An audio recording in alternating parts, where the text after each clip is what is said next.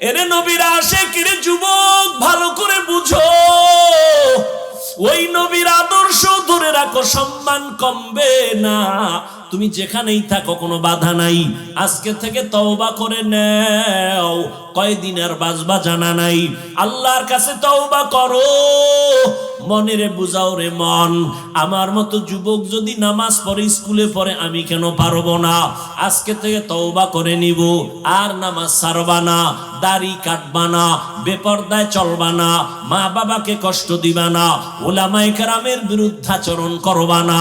এরে নবীর আশিক উম্মতের দল, ও বৃদ্ধ বাবাজি, আপনাদের মতো কত বুড়া মানুষ এখনো আছে, হাতে লাঠি নিয়া মসজিদে গিয়া 5 বেলার নামাজ পড়ে আছে না নাই? আপনি কেন পারেন না?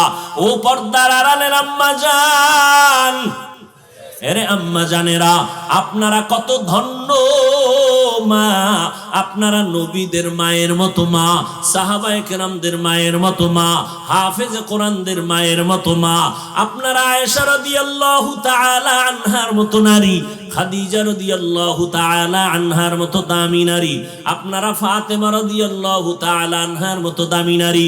এরে আম্মা জান, ভালো করে শুনে নেন রে মা, আপনার সন্তানদের এতক্ষণ যত বয়ান শুনাইলাম, এগুলো যদি বাস্তবায়ন করতে হয়, আরে আম্মা আপনার দোয়া লাগবে, প্রচেষ্টা লাগবে, না হয় হবে না। এই জমিনে যত সন্তান ভালো হয়েছে সব হলো মায়ের অবদান। এরে আম্মা জানেরা, আপনারা ইসমাঈল নবীর মা হাজরা আলাইহিস সালামের মতো দামি নারী, আপনারা ঈসা নবীর মা মারিয়াম আলাইহিস সালামের মতো দামি নারী। ওই বেঈমান ফেরাউন, যেই ফেরাউন আমার আল্লাহর সাথে চ্যালেঞ্জ দিয়া নিজের খোদা দাবি করলো, ওই ফেরাউনের ঘরে আমার আল্লাহ জান্নাতের ফুল ফুটাইলেন। ওই বেঈমানের স্ত্রীর নাম কি? আসিয়া। আল্লাহ এমন ভাবে তাকে কবুল করেছেন, আসিয়া ইমানদার হইয়া কবরে গেছেন। রহমতের নবী বলেন, জান্নাতের ময়দানে আল্লাহ পাক আসিয়ার সাথে আমার বিবাহের বন্ধন করে দিবেন। ও পর্দার আড়ালের আম্মা জানেরা, এই জমিনের মধ্যে দুনিয়ার লাইনে বলেন আর পরকালের লাইনে বলেন, ধর্মীয় লাইনে বলেন, যত সন্তান ভালো সব মা বাবার দোয়া অবদান। ও যুবক, তুমি পরীক্ষায় ভালো নাম্বার পেয়েছো, নিজের বাহাদুরি মনে করিও না, মায়ের দোয়ার কারণে। মা দোয়া করেছেন, আজকে মা বাবার দোয়া আর চোখের পানির বদৌলতে এই চেয়ারে বসলাম। ও সন্তান, ওই মা বাবার দোয়া আর চোখের পানির কারণে আজকে তুমি টাকার মালিক, বাড়ির মালিক, সম্মানের মালিক। ওই মা বাবাকে ভুলিয়া কই যাও, ওই মা বাবার দোয়া নিয়ে সামনে আগাও। আজকে থেকে তওবা করে নাও, জীবনটা চলিয়েও গেলে আল্লাহকে ভুলবা না, নবীর তরিকার বাইরে চলবা না, উলামায়ে কেরামের পরামর্শ নিয়ে নবীর তরিকা মেনে চলবা, মা বাবার সাথে খারাপ আচরণ করবা না। তওবা করার মতো যদি অন্তর তৈরি হয়, মুনাফিকি যদি না থাকে, খাঁটি তওবার নিয়ত যাদের আছে, দুটো হাত আমার আল্লাহকে দেখায়া দাও। मोमिन जो फिदा नक्शे काफे पाए नबी हो, मोमिन जो फिदा नक्शे काफे पाए नबी हो ज़ीर कदम आज भी आलम का खजीना,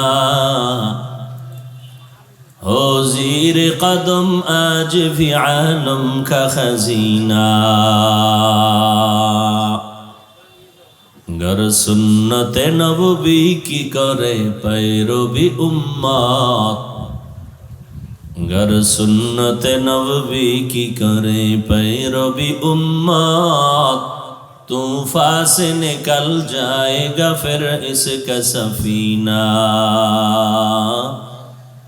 तूफान से निकल जाएगा फिर इसका सफीना।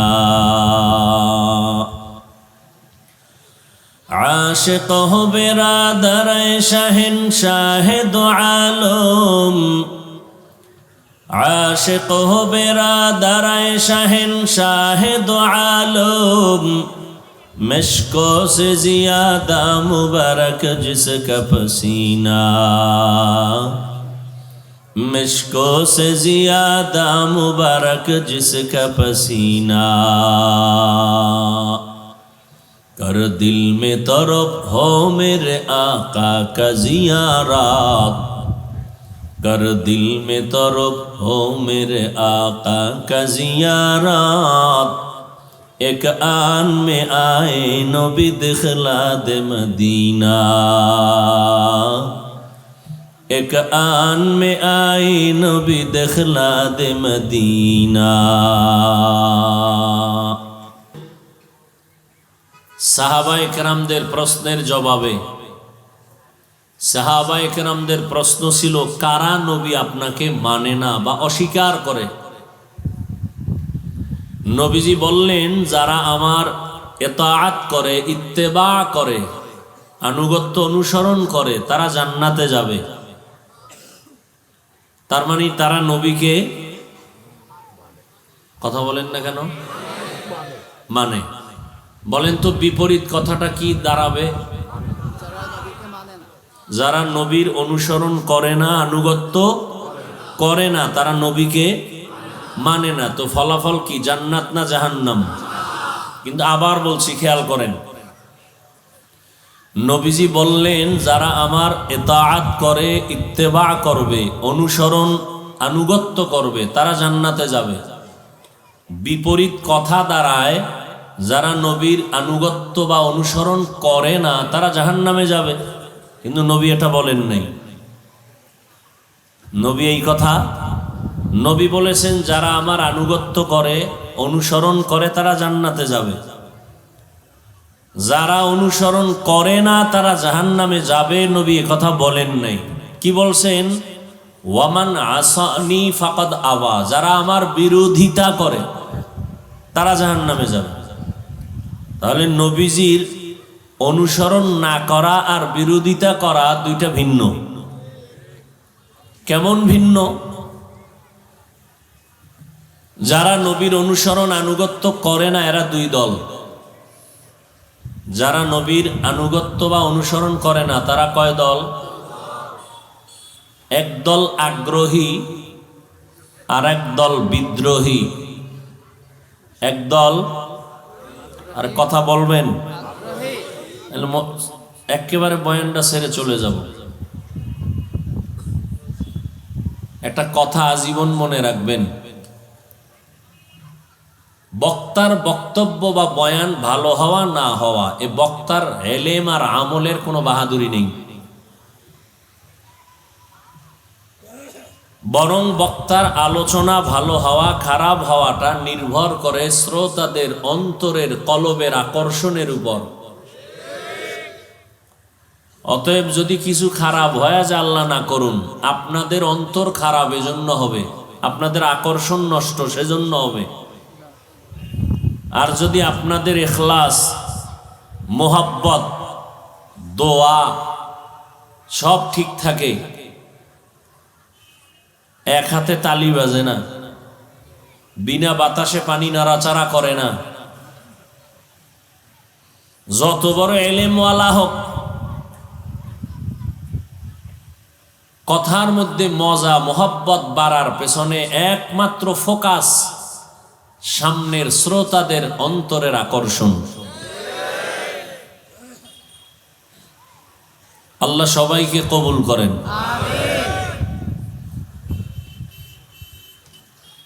নবী বলছেন যারা বিরোধিতা করে, তাহলে নবীর আনুগত্য বা অনুসরণ যারা করে না, এরা কয় দল? এক দল আগ্রহী আর এক দল বিদ্রোহী। খেয়াল করি, কথার কথা আমি একজনকে জিজ্ঞেস করলাম ডান দিক থেকে, কোন এক যুবককে, এই যুবক, তুমি নবীর আদর্শে টুপি পরো না কেন? সে বলতেছে, হুজুর, নবীর আদর্শের টুপি পরা খুবই জরুরি, পারি না, চেষ্টা করি, একটু দোয়া করবে না? আরো চেষ্টা করব। আগ্রহী না বিদ্রোহী? বাম দিক থেকে এক যুবককে প্রশ্ন করলাম, এই যুবক, নবীর আদর্শের পোশাক পরো না কেন? আমার কথাটা শেষ না হতেই সে জবাব দিল, না পরলে অসুবিধা কি? পোশাকের মধ্যেই কি ইসলাম? আগ্রহী না বিদ্রোহী? বিদ্রোহীর আর এক নাম বেয়াদব, বিদ্রোহীর আর এক নাম গাদ্দার। জান্নাতি না জাহান্নামী? বুঝেন কথা? তাহলে যারা নবীর অনুসরণ করে না এরা কয় দল? এক দল আগ্রহী, আর এক দল আগ্রহীকে গালি দেওয়া যাবে না, বিদ্রোহীকে ছাড় দেওয়া যাবে না। একজনে নামাজ পড়ে না, আর একজন নামাজ পছন্দ করে না। যে নামাজ পড়ে না সে আগ্রহী, যে পছন্দ করে না সে বিদ্রোহী। আগ্রহীকে গালি দেওয়া যাবে না, বিদ্রোহীকে ছাড় দেওয়া যাবে না, সুযোগ পেলেই জুতার বাড়ি। কথা বুঝাইতে পারছি?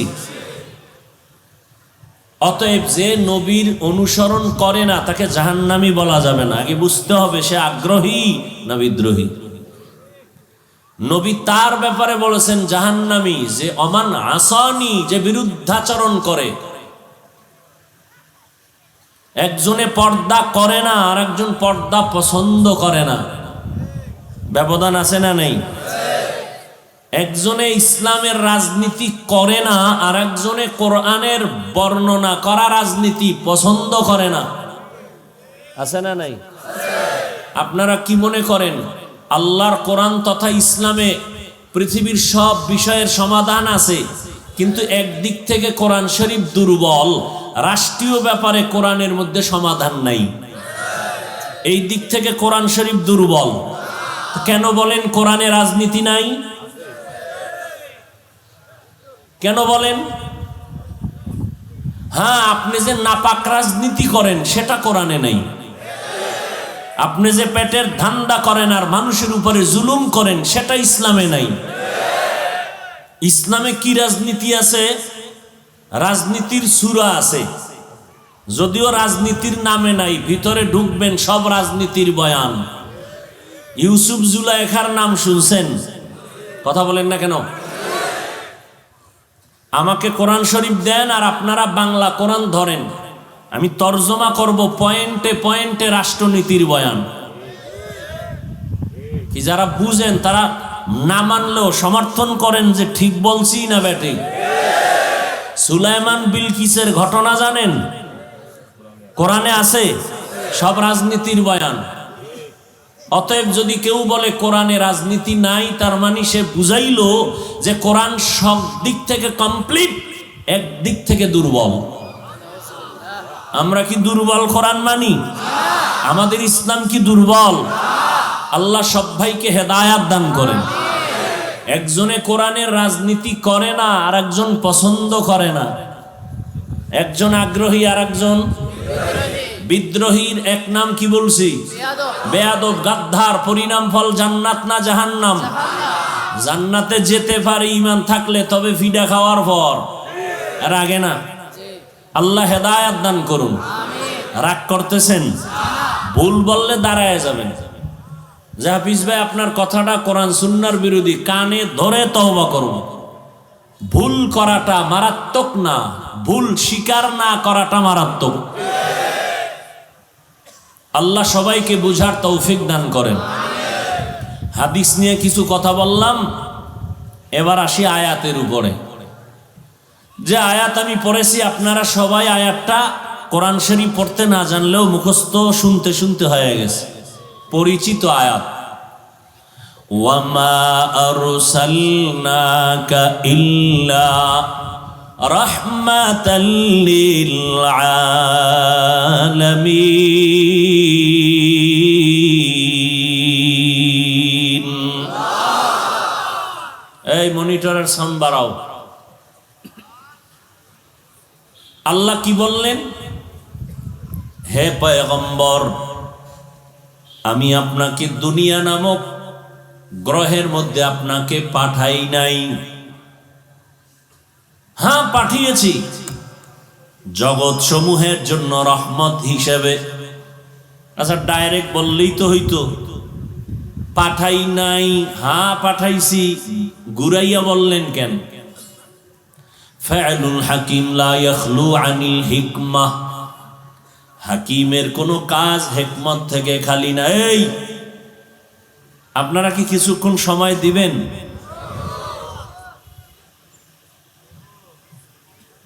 আসলে কপাল তো, কপাল কপাল কপাল যদি খারাপ হয় তা আমি হাফিজুর রহমান কেন সৃষ্টির শ্রেষ্ঠ নবী বয়ান করলেও সে কালেমা পড়ে না।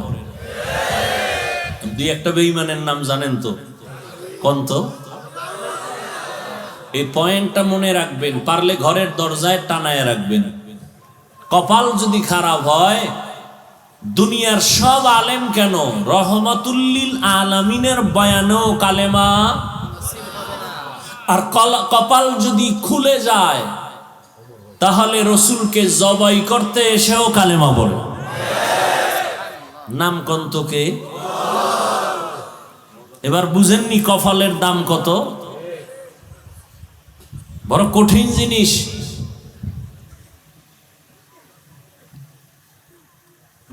একটু চিন্তা নাই, কুত্তা শুয়ারকে আল্লাহ বিবেক দেন নাই ভালো মন্দ যাচাই করার, দিয়েছেন মানুষকে। মিয়া গাধার মতো কুত্তার মতো দৌড়াচ্ছি সারা দেশে, সব আলেম ওলামারা, তাবলিগওয়ালারা, পীর সাহেবরা ঘরের চিন্তা করে না, মাইয়া বলার চিন্তা বাদ দিয়া আপনাদের পেছনে দৌড়ায় 12 মাস। বিনিময়ে দেন আপনারা গালি, করেন বিরোধিতা। তাহলে আমাকে স্বার্থ কি আপনাদেরকে পাও ধৈরা ধৈরা 12 মাস কষ্ট করার? একটু চিন্তা করেন, বালিশে মাথা লাগায় যে হুজুরগো স্বার্থটা কি? আমরা তো হুজুরগো খালি গালির উপরে রাখি, ইমামের পেছনে নামাজ পড়ে বাইরে ইয়া 4 দোকানে আবার বিরোধিতা আছে না নাই? এরপরও আপনাদের জন্য কেউ বরদোয়া করি না, দেখলে সালাম দেই, পারলে বুকের সাথে লাগায় আলিঙ্গন করি। কেন? আপনাদের শরীর থেকে মিশকের ঘেরান যেই তালে বিড়ি টানে ন। অজু নাই, গোসল নাই, প্রস্রাব করে পানি লওয়ার সময় নাই, পোশাক ধোয়ার টাইম নাই, তা আপনাদেরকে বুকে লাগাইলে কলিজা ঠান্ডা হয় এই জন্য না? এত গালি দেন, আমরা সব শুনি, বধির না। কি পরিমাণ বিরোধিতা করেন তাও জানি, তারপরও কোনো জবাব দেই না, বিরুদ্ধে কিছু বলি না, কলিজা দিয়া দোয়া করি, পাও দইরা বয়ান করি। এটা আপনার কানে যায় না, ভাল লাগে না? না কি আমগো কাজটা কি, কি ঠেকা কি? আমরা তো চাকরির জন্য লেখাপড়া শিখি নাই। আপনি তো লেখাপড়া শিখাচ্ছেন সন্তানকে, ডিগ্রি নিবে, সার্টিফিকেট নিবে, না হয় খাবে কি? আর আমরা জীবনটা কাটাইছি খাবে কির চিন্তায় না, আল্লাহর ইবাদত করে জীবন কাটাবো। আল্লাহ রিজিক দিবেন আসমান থেকে। আল্লাহ চোখে আপনাদের দেখাইছেন আঙ্গুল দিয়া করোনার সময়।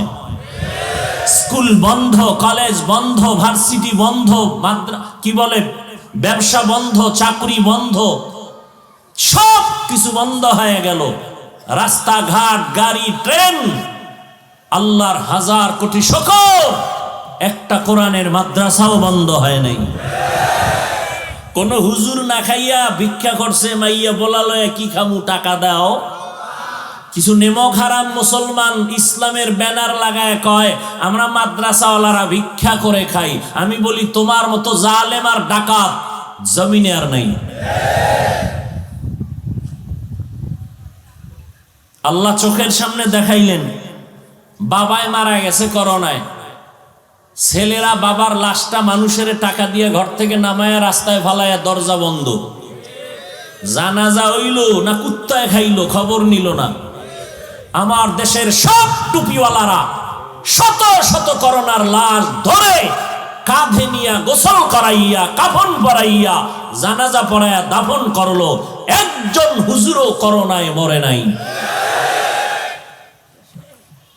আর আপনারা তো এখনো অনেকে মাস্ক লাগায়, ওই কি মেডিসিন দিয়ে এখনো হাত ধোয়।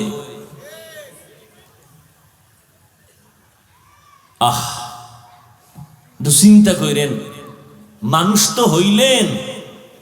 আল্লাহ যদি জিগা, এই তুই জীবনে যত আকাম করছো সব মাপ, আমারে খালি একটা আমল দেখা যেটা আমি আল্লাহর জন্য করছো, একটা, তোর এখন জান্নাত দিয়ে দেব। তুই যা জীবনে অন্যায় করছো, যত করছো সব মাপ, খালি একটা আমল দেখা, আমি তোর এখন মাপ করে দেব, আর কিছু দরকার নাই। পারবেন দেখাইতে? মাস্তানি করেন কেন? বাপ দেখান কেন? এত পারছেন নিজে কিছু করতে? পারছেন নিজের ছেলেটাকে যে রেখে যাইতেছেন, ওই ছেলেরে দেখা মানুষ কিছু শিখবে? মোবাইল দিছেন, মোবাইল যেন মানুষ হাত উঠায় বরদোয়া করে, চরিত্রহীন যেন গাড়ির তলে পড়ে মরে। সন্তানকে মোবাইল দিছেন, ও মোবাইল দিয়া সন্তানকে ক্রমান্বয়ে ধ্বংস করতেছেন। আর আপনি বলবেন ছেলে আমারে দেখে না, কথা শুনে না, শুনবে কেমনে? ওর কান তো ধ্যান্দা হয়ে গেছে মোবাইলের গান শুনতে শুনতে। আম্মু কয় খানা খাবি না, কয় গোসল করে ফেলেছি। কানের পার্স নষ্ট হয়ে গেছে গজবের মোবাইল দিয়া। ও যুবক, তোমার বয়স মাত্র 25 থেকে 30-এর কোঠায়। তোমার চেহারা থাকবে উজ্জ্বল ফুটন্ত গোলাপ। তোমার চেহারার দিকে তাকাইলে কোনো মায়া লাগে না কেন? হাসবা না, এটা হাসির প্যান্ডেল না, এটা কান্নার প্যান্ডেল। হাসলে আমি দাঁড় করাই দেব। মাস্তানি করবা না, সব জায়গায় চালাকি চলে না। তোমার চেহারা থাকবে ফুটন্ত গোলাপের মতো। চেহারায় নূর নাই কেন? তোমার চেহারা দেখলে মায়া লাগে না কেন? তুমি কি করো জানো? দরওয়াজা জানালা আটকায় সারাটা রাত মোবাইল হাতে নিয়ে কবিরা গুনাহ, কবিরা গুনাহ, কবিরা গুনাহ করে করে রাত কাটাও। আল্লাহ তোমার চেহারার নূরকে নষ্ট করে দিয়েছে। আমেরিকান মেডিসিন লাগাবা, খোদার কসম চেহারা আরো নষ্ট হয়ে যাবে। তুমি তো নিজের খুব বড় মনে করো না? আচ্ছা বলো তো, আল্লাহ না করুন, কথা বুঝাবার জন্য বলি, আল্লাহ না করুন তুমি যদি এখন মরে যাও, একা একা চিন্তা করো তোমার মা তোমার বাবা কি নিয়ে তোমার কথা স্মরণ করবে? ভালো কিছু করছো কিনা? আমার জানা মতে তোমার মা খুশি হবে, কারণ দরওয়াজা জানালা আটকায় সারা রাত কি করছো মা বাবায় দেখে নাই, কিন্তু তার ভেতরের চুম্বুকে ধরা পড়েছে তুই গুনাহ করতেছো। তোর কারণে মা বাবা অনেক জায়গায় লজ্জা পায়, তোর চরিত্রের কারণে। মা বাবা কয় সন্তান পেটে রাখছি, কষ্ট করেছি, কিন্তু এই চরিত্রহীন সন্তানটা মরে গেল, আমি একটা বিপদ থেকে বেঁচে গেলাম। কারো কাছে বলবে না, মনে মনে খুশি হবে। তাহলে তুমি এই 30 বছরে কামাই করছো কি? সবার বরদোয়া। তুমি মরলে সবাই খুশি, কারণ তোমার চরিত্র এত খারাপ যে কেউ তোমাকে অন্তর দিয়ে ভালো জানে না। অথচ তোমার মধ্যে কিন্তু ভালো কিছু গুণ আছে। তুমি ব্যবহার করলে গোটা পৃথিবী তুমি নিয়ন্ত্রণ করবা এক হাতে। এটা তোমার মধ্যে আছে, কিন্তু তুমি নষ্ট করে দিয়েছো। এই মিয়া, ইহুদি বাচ্চা যদি সারা দুনিয়া কন্ট্রোল করে, তুমি তো সৃষ্টির শ্রেষ্ঠ নবীর শ্রেষ্ঠ উম্মত, তুমি পারবা না কেন? সৃষ্টিগতভাবে নারীর থেকে পুরুষের জ্ঞান কম না বেশি? নারী যদি দেশ চালায়, তুমি পারবা না কেন? হ্যাঁ, চরিত্র আরো নষ্ট করো, আরো পারবা। আল্লাহ হেদায়েত দান করুন। আল্লাহ বললেন, এই কথাগুলো বলছি ওই একটা লোক উঠা চলে গেছে, এই জন্য যার কপাল খারাপ। এতগুলো মানুষ এক জায়গায় জমা কইরা মা বাবার জন্য দোয়া করছেন কোনদিন? আল্লাহ আজকে সুযোগ দিছে। এই বরকত থেকে বঞ্চিত হওয়া মানে কপাল পোড়া। আল্লাহ সবাইকে মাফ করে দেন। তো আল্লাহ বললেন, আমি আপনাকে দুনিয়ায় পাঠাই নাই, হ্যাঁ পাঠিয়েছি জগৎ সমূহের রহমত করে। তার মানে নাই, পাঠাই নাই বলে আবার কেন এভাবে নীতিবাচক শব্দ দিয়া এরপরে আবার ইতি টানলেন? কারণ গোটা দুনিয়ার মানুষকে আল্লাহ মেসেজ দিলেন যে আমার নবী পুরাটাই রহমত, রহমতের বাইরে কিচ্ছু নেই। তরজমা করেছি রহমাতুল্লিল আলামিন মানি জগৎ সমূহের জন্য রহমত। অনেকে তরজমা করে উভয় জগতের রহমত। উভয় জগৎ মানি দুনিয়ার জগৎ, পরকাল জগৎ। আমি তরজমা করেছি জগৎ সমূহের জন্য রহমত। উভয় কেন বলি নাই? যে দুই জগৎ না, জগৎ আরো আছে। রুহের এক জগৎ আলাদা, মায়ের গর্ভের এক জগৎ আলাদা, দুনিয়ার এক জগৎ আলাদা, আলমে বরজাক কবর জগৎ আলাদা, হাসরের মাঠের এক জগৎ ভিন্ন, জান্নাত ও জাহান্নামের এক জগৎ ভিন্ন। এজন্য বলেছি জগৎ সমূহের জন্য রহমত, রুহের জগতের জন্য নবী রহমত, মায়ের গর্ভের জগতের জন্য নবী রহমত, জমিনের জন্য নবী রহমত, কবর জগতের জন্য নবী রহমত, হাসরের ময়দানের জন্য নবী রহমত, জান্নাত ও জাহান্নামের জগতের জন্য নবী রহমত। কেমনে? এগুলো আলাদা আলাদা আলোচনা। আমি শুধু দুনিয়ার জগতের জন্য নবী কেমনে রহমত এ বিষয়ে খুবই সংক্ষেপ কয়েক কথা বলবো 10-15 মিনিটের মধ্যে। আল্লাহ রুহের জগতের জন্য নবী কেমন রহমত, দুনিয়ার জগতের জন্য নবী রহমত কেমন? বলে নবী মুমিনদের জন্য যেমন রহমত, বেঈমানের জন্য নবী আলাদা রহমত। পুরুষের জন্য নবী যেমন রহমত, নবী নারীদের জন্য আলাদা রহমত। নবী যেমন মানুষের জন্য রহমত, তেমন জঙ্গলের প্রাণীদের জন্য রহমত আলাদা। সমুদ্রের প্রাণী মাছ গাছের জন্য নবী রহমত। আমার নবীর কারণে আল্লাহ জমিনটাকে, পুরা জমিনকে জায়নামাজ বানায় দিলেন, যেটা কোন নবীর যুগে হয় নাই। অন্য নবী ও উম্মত যে কোনো জায়গায় সিজদা দিবে, কবুল হবে না।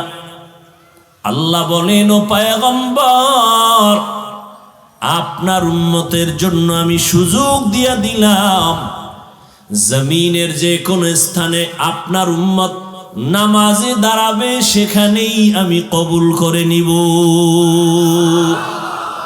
ইমামুল আউয়ালিন আল আখিরিন বহরে সদকা রহমাতাল লিল আলামিন সাইয়্যিদুল কাউনাইন খাতমুল মুরসালিন আখির আমদ বুদে ফখরুল আউয়ালিন।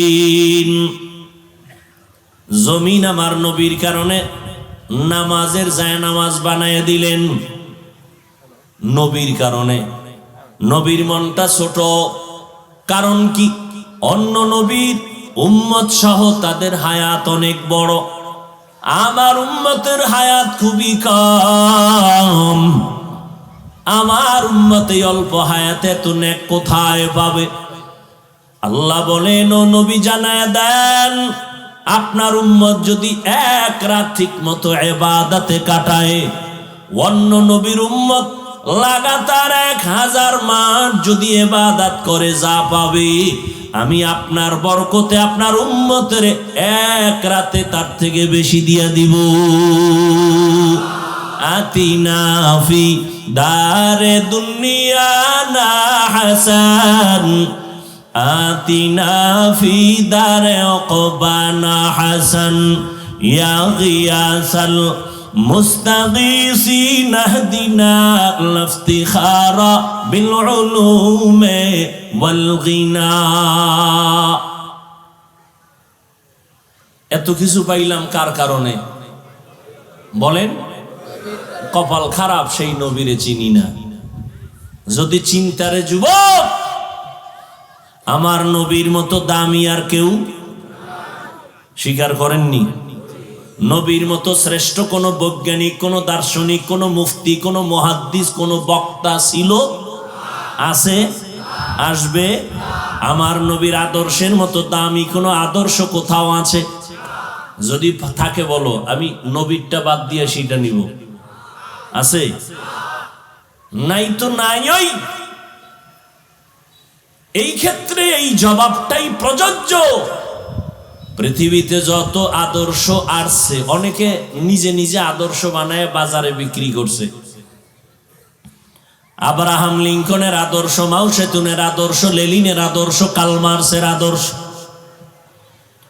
এক কথায় দুনিয়ার সব মানুষের বানানো আদর্শগুলো না পাক, একমাত্র মদিনাওয়ালা নবীর আদর্শই হলো পাক। যুবকেরা স্বীকার করনি? আমার কথা কও না কেন? নবীজির আদর্শ শ্রেষ্ঠ না এর থেকে আরো শ্রেষ্ঠ আছে? বলো, সবাই বলো। ওই নবীর আদর্শ সবার থেকে দামি। যুবকদের বলছি, মাননি? স্বীকার করনি? করলে বলো, ওই নবীর শ্রেষ্ঠ আদর্শের ভেতরে নখ কাটার নিয়ম আসেনি? চুল কাটার নিয়ম আসেনি? যুবক, তুমি আল্লাহর দিকে তাকাইয়া জবাব দাও, ওই নবীর আদর্শে বাদ দিয়া কেন বেঈমানের লাইনে গিয়া চুল কাটছো? বল, আমার নবীর আদর্শ যদি ভালোই বাসতি বেঈমানের লাইনে চুল কাটলি কেন? বল, কোন একটা লাভ থাকলে বল, আমি ওই লাইনে যাও। একজনে দাঁড়ায় বল যে হ্যাঁ হাফিজ ভাই, বেঈমানের লাইনে চুল কাটার দ্বারা একটা উপকার হয়েছে। কি? মাথা অল টাইম ঠান্ডা থাকে। বল, গ্যারান্টি দিয়ে বল, আমি ওই লাইনে যাবো, আল্লাহর কসম। বেঈমানের লাইনে চুল রাখার কারণে চোখের পাওয়ার বাড়ে, যৌবন বাড়ে, একটা ক আমি ওই লাইনে যাব। আর যদি ক না এমনি শয়তানের ওয়াসওয়াসায়, তাহলে বল, আমি পাও ধরলে ফিরবিনি। বল, যদিও মুখে কথাগুলো বলতেছি অনেক হাট, অনেক শক্ত, কিন্তু হৃদয়টাকে মোমের মতো নরম বানায় বসছি। যদি বলতে পারো হাফিজ ভাই নিচে নাইমা পাও ধর, আল্লাহর কসম আমি নিচে নেমে পাও ধরবো, নবীর আদর্শ মানবে এই শর্তে। ও যুবক, আজ আমিও তো পারতাম তোমার মতো প্যান্ট শার্ট টাই লাগায় রাস্তায় ঘুরতে, কেউ আমারে বাধা দিত না। টুপিটা মাথায় দেওয়ার কারণে মাথা গরম, তোমার থেকে কম বুঝি না। আমাকে বুঝ কম, তোর মতো গাঞ্জা খাই, ইয়াবা খাই, তা আমাকে মাথা নষ্ট হবে কেন? তুমি মদ খাইয়া মাথা নষ্ট না, আমরা 24 ঘন্টা আল্লাহর হুকুম মানি, গুনাহ করি না, আমাকে মাথা নষ্ট। আল্লাহ হেদায়াত দান করুন। ও যুবক, ভালো করে বুঝো রে বাবা, দাড়ি রাখার কারণে যৌবনের ভাব চলে যায়, তোমার যুক্তি আমরা কম বুঝি না। লম্বা জামাটা পরার কারণে শরীরটা আটকা লাগে, তাও কম বুঝি না। শীতের ভেতরে ঠান্ডা পানি দিয়া ফজরের নামাজ পড়তে উযু বানায় কত কষ্ট, তাও কম বুঝি না। এই টুপির কারণে, দাড়ির কারণে, মাদ্রাসায় পড়ার কারণে কত গালি দাও। আমাদের আকাবিরিন যারা অনেকে এই টুপি দাড়ির কারণে, কোরআন মানার কারণে ফাঁসি হয়ে গেছে, তাও জানি। সব জানার পরও কেন টুপি ফালাই না, দাড়ি ফালাই না, নামাজ ছাড়ি না? এর একমাত্র কারণ আমার আল্লাহর কোরআন সত্য, আমার নবীর কথাগুলো সত্য। ওই কোরআনের ভিতরে আল্লাহ যা বয়ান করেছেন তাও সত্য। গুনাহ নিয়ে কবরে গেলে জাহান্নামের আযাব, দুনিয়ার গরম সইতে পারি না, জাহান্নামেরটা কেমনে সহ্য করব? বিজ্ঞানীরা বলে জমিন থেকে 9,30,00,000 মাইল উপরে সূর্য, দিনের বেলা ছিল, রাতের বেলা নাই, তারপরও কেন গরম লাগে? ফ্যানের বাতাস ছাড়া ঘুম হয় না। একটা মশায় কামড় দিলে ঘুম হয় না, মশারি টানায় ঘুমাই। আর যদি গুনাহ নিয়ে কবরের বিছানায় পড়ে যায়, ওই কবরের দুই পার্শ্বের মাটির চাপ, কই পাবো মশারি, পোকামাকড়ের কামড়। ও যুবক, একদল টুপিওয়ালা বের হয়ে গেছে, এরা বলে কবরে কোনো আযাব হবে না। লক্ষ লক্ষ নবীরা মিথ্যা বলেন নাই, দুই একজনে বললে সন্দেহ করা যায় মিথ্যা হতে পারে, নাউজুবিল্লাহ। লক্ষ লক্ষ সাহাবায়ে কেরাম মিথ্যা কথা বলেন নাই। এমন নবী আমার, নবীর জীবনে একটা মিথ্যা কথা বলেন নাই। নবী জিন্দেগিতে একটা গালি কাউকে দেন নাই। হাজারো গালি নবীকে দেওয়া হয়েছে, নবী একটা গালির জবাবও কখনো দেন নাই। আরো আশ্চর্য কথা, তোমার আমার মায়ার নবী কোনোদিন চোখ গরম করে কারো দিকে তাকান নাই। কেমন নবী? অগণবীর উম্মতেরা হয়ে আজি দিশাহারা,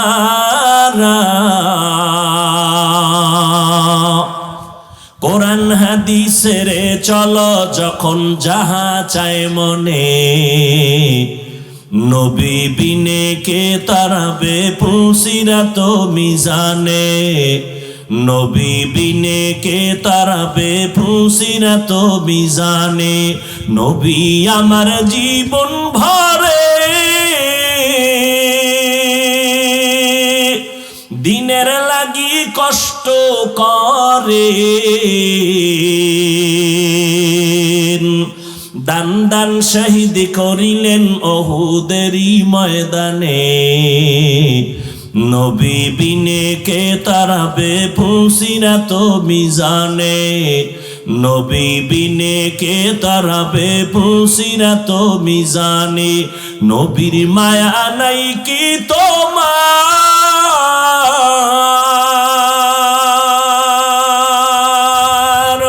কেমনে দুঃখ দাও যে আবার, দরুদ পড়ো স্মরণ করো প্রথম ঘাটি কাফনে, নবী বিনে কে তারাবে পুলসিরাত মিজানে, নবী বিনে কে তারাবে পুলসিরাত মিজানে। কেমন নবী আমার? এর যুবক আল্লাহর গোলাম, ভালো করে একটু বিবেক নিয়ে চিন্তা করো রে বাবা। দুনিয়ায় কয়দিন বাঁচবা? এই দুনিয়াতে যতই বাহাদুরি করো, ফেরাউনের থেকে বড় মাস্তান হতে পারবি না, নমরুদের থেকে বড় বাহাদুর হতে পারবা না। যেই নমরুদ এত বড় বেঈমান, আমার আল্লাহর সাথে চ্যালেঞ্জ দিয়া আল্লাহকে মারার জন্য বাঁশ দিয়া সিঁড়ি বানায় উপরে যা আল্লাহকে গুলি করে মেরে ফেলবে। উপরে গিয়ে গুলি মেরেই ফেললো। একটা পাখির গায়ে লাগছে তো রক্ত আসছে তীরের মাথায়, নিচে একাই যে রক্ত, আল্লাহরে মেরেই ফেলেছে। এত বড় বেঈমানকে আল্লাহ পাক সাইজ করার জন্য কত হাজার ফেরেশতা পাঠাইছেন জানেন? একটা অসুস্থ মশার সাথে জুতা মোবারক, ঠিক নি? ওই মশা আসেনি, জুতা আসেনি, মশারির ভিতরে মশা গান গায়নি, দেখছেননি কারবার? মশারির ছোট্ট ছিদ্র দিয়া মশা ঢুকেই ফেললো, কানের সামনে ঘুরে গান গায়, ভেতরে ঢুকে না, কারণ তোমার আব্বায় পাহারা দেয়। এর যুবক ভালো করে বুঝো, ছোট্ট মশারির ছিদ্র দিয়া মশা ঢুকলো, মশারির ছিদ্র থেকে কানের ছিদ্র ছোট না বড়? নাকের ছিদ্র ছোট না বড়? একটা যদি ঢুইকা মাথার গোড়ায় গিয়া কইতো আই এম সরি, মনে করছিলাম তুমি নমরুদ, উপায় আছিল। সিলেটের এলাকায় একটা ঘটনা, মাত্র কয়েক মাস আগে একটা 10 বছরের ছেলে কই মাছ ধরছে। কি মাছ? কই মাছ ধইরা দাঁত দিয়া কামড় দিছে, অন্য একটা মাছ ধরার আশায় বসে আছে। হঠাৎ করে দাঁতের কামড় একটু হস হয়ে গেছে, তো কই মাছের অভ্যাস সামনে হাঁটা, ও ভিতরে হাইটা গলার মাঝখানে আটকায় গেছে, বের করতে পারে না, ভেতরেও যায় না, গলা কাইটা হসপিটালে নিয়ে কই মাছ বের করলো। এরে আল্লাহর গোলাম, একটা মশা মশারির ছোট্ট ছিদ্র দিয়া ঢুকলো, তোমার কানে দিয়া ঢুকে না কেন? নাকের ছিদ্র দিয়া ঘুরে ঢুকে না কেন? আমার মাওলা কয়, ফেরেশতা পাহারা দাও, আমার বান্দা সারাদিন ডিউটি করেছে, ব্যবসা করেছে, চাকরি করেছে, লেখাপড়া করেছে, আমার বান্দার জন্য আমি রাতের ঘুম দিয়েছি শরীরের জন্য মহা ঔষধ। আমার বান্দা ঘুমাবে, কেউ যেন ডিস্টার্ব না করে। ওই আল্লাহরে চিনলা না? কেমন দয়ার মালিক আমার আল্লাহ। এরে নবীর আশিক, রহমতের নবী এমন এক টাইমে মক্কা নগরীতে আবির্ভাব হলেন, যেই সময় মক্কার মানুষের মতো খারাপ জমিনে আর কোনো মানুষ ছিল না। চরিত্রহীন মক্কার মানুষ কন্যা সন্তানকে অপছন্দ করে জমিনে আসছে, আপন বাবা হইয়া আপন কন্যাকে দাফন করে দেয়, পাথর চাপা দিয়ে দেয়। কত খারাপ! বর্তমানেও কিছু কুলাঙ্গার আছে, কন্যা হলে বউয়ের সাথে রাগ করে, কথাই কয় না। কি নাই? চাইছিলাম ছেলে, মাইয়া হলো কেন? মাইয়া কি তোর বউ বানাইছে নি? ছেলে মেয়েকে দেয়। লিল্লাহি মুলকুস সামাওয়াতি ওয়াল আরদ ইয়াহাবু লিমান ইয়াশাউ ইনাসাও ওয়া ইয়াহাবু লিমান ইয়াশাউ যুকুর আও ইউযাওবিজুহুম যুকরানা ওয়া ইনাসা ওয়া ইয়াজআলু মান ইয়াশাউ আকিমা ইন্নাহু আলিমুন কাদির।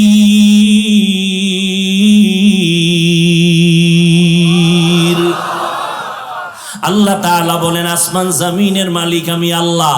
আমি আল্লাহ চাইলে কাউকে ছেলে দেই, কাউকে মেয়ে দেই, কাউকে দুটোটা দেই, কাউকে কোনোটাই দেই না। ক্ষমতা কার? কাদেরে কুদরত দারি বরকামাল আন্তা রব্বি আন্তা হাসবি যুল জালাল তুহি কাদের জলিলুল। যাবে না।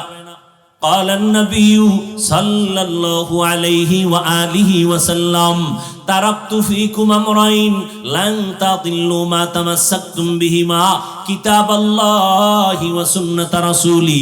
এক নাম্বার হলো কোরআন ধরে রাখো, দ্বিতীয় নবীর আদর্শ ধরে রাখো। ১৫০০ বছর পর এই গভীর রাতে ময়দানে এত মানুষ বসে আছে, দুনিয়ার কোন এমপি সাহেব যদি টাকা দিয়া বসাইতে চাইতেন, এত জান্নাতি মানুষ এখানে কেউ আসতো না গাঞ্জাখোর ছাড়া। কথা ঠিক নেই? এরপরও তার কত পেরেশানি হতে হতো। টাকাওয়ালা যদি চাইতেন এই ফকিরানে আমি একটা বিশাল মানুষের সমাগম করব, বলতো আগে ফ্রি গাড়ি দাও, ফ্রি গাড়ি, ভাড়া নাই। আসার পরে ভিআইপি বসার জায়গা, অথচ আপনাদের কোনো গাড়ি দিছে, ভাড়া দিছে, বসার বিছনা কি ভিআইপি? কোন বিয়ার অনুষ্ঠানে এই বিছনা দিলে কি পরিমাণ জুতা খাবে।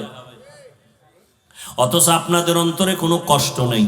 কে ধনী, কে গরিব, কে আলেম, কে গায়েরে আলেম, সব একাকার হয়ে পড়ছে।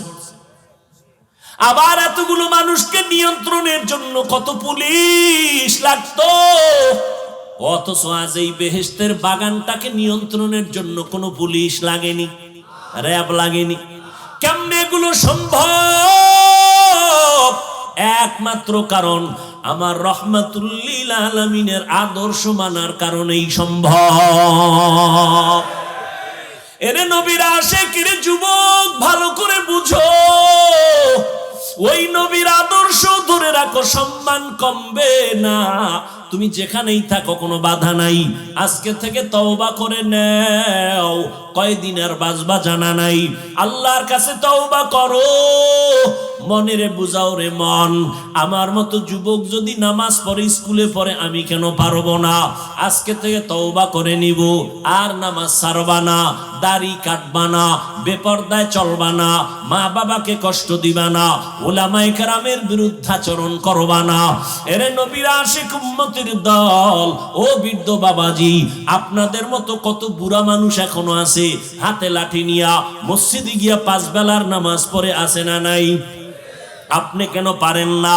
ও পর্দার আড়ালের আম্মা জান, এরে আম্মা জানেরা, আপনারা কত ধন্য মা, আপনারা নবীদের মায়ের মতো মা, সাহাবায়ে কেরামদের মায়ের মতো মা, হাফেজে কোরআনদের মায়ের মতো মা, আপনারা আয়েশা রাদিয়াল্লাহু তাআলা আনহার মতো নারী, খাদিজা রাদিয়াল্লাহু তাআলা আনহার মতো দামি নারী, আপনারা ফাতেমা রাদিয়াল্লাহু তাআলা আনহার মতো দামি নারী।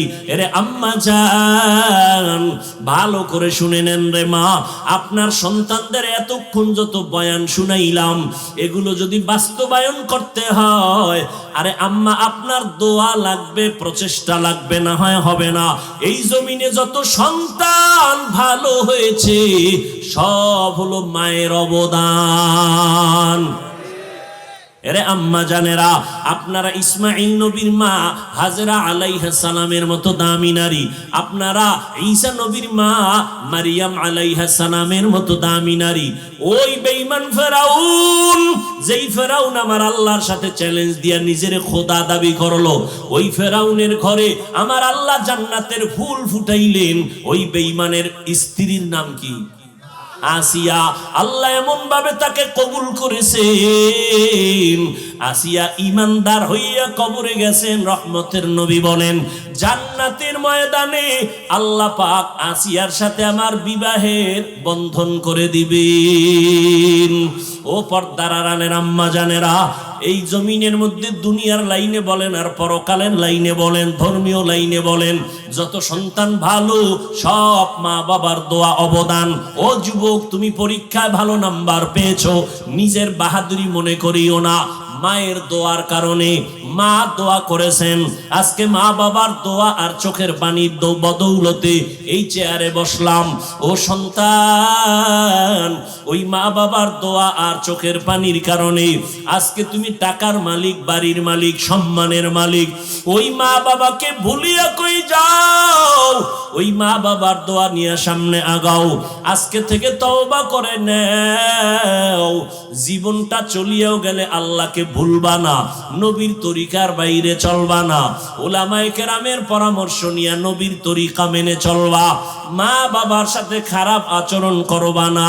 তওবা করার মতো যদি অন্তর তৈরি হয়, মুনাফিকি যদি না থাকে, খাঁটি তওবার নিয়ত যাদের আছে, দুটো হাত আমার আল্লাহকে দেখায়া দাও।